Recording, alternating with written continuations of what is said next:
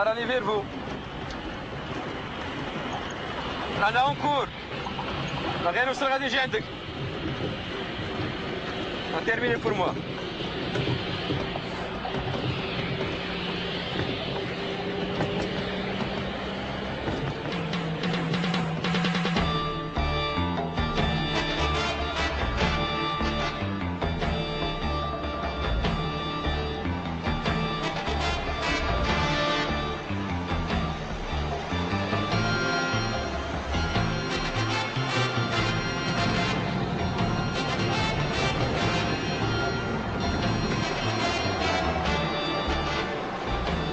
Après l'achèvement de 3 murs infranchissables, équipés de radars et de systèmes de surveillance électronique, l'armée marocaine avait rouillé le triangle qui relie les villes de Smara, El Ayoun et Boukra.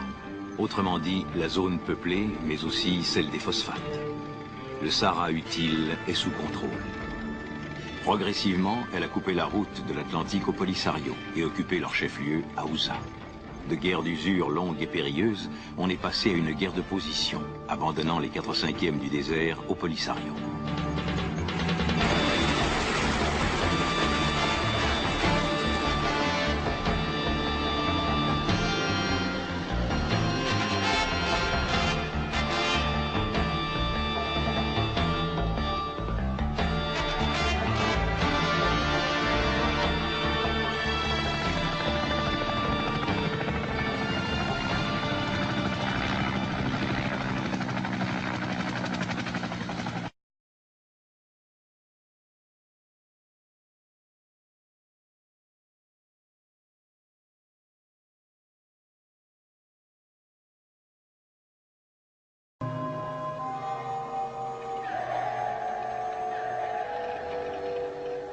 Sur le terrain, les forces du Polisario ont l'initiative des opérations.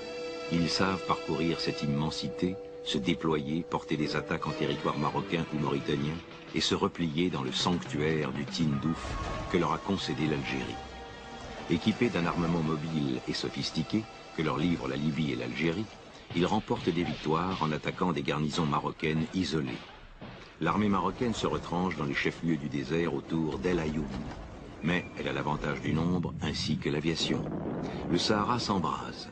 Des camps de réfugiés apparaissent. Le Polisario arrive cependant à faire reculer la Mauritanie, où un coup d'État en 1978 débouche sur sa neutralisation dans le conflit. C'est l'armée marocaine qui deviendra désormais son ennemi principal.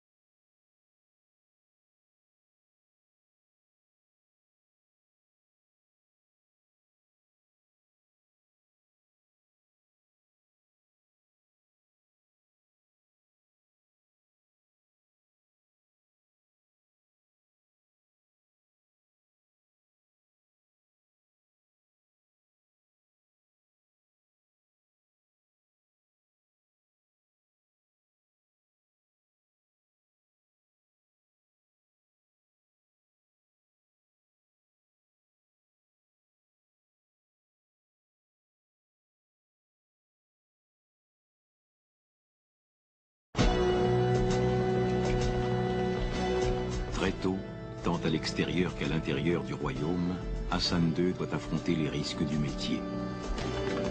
La frontière entre l'Algérie indépendante et le Maroc demeure incertaine. Elle est à l'origine de la guerre des sables qui, en 1963, les opposera dans la région du Tindouf, près des marches sahariennes.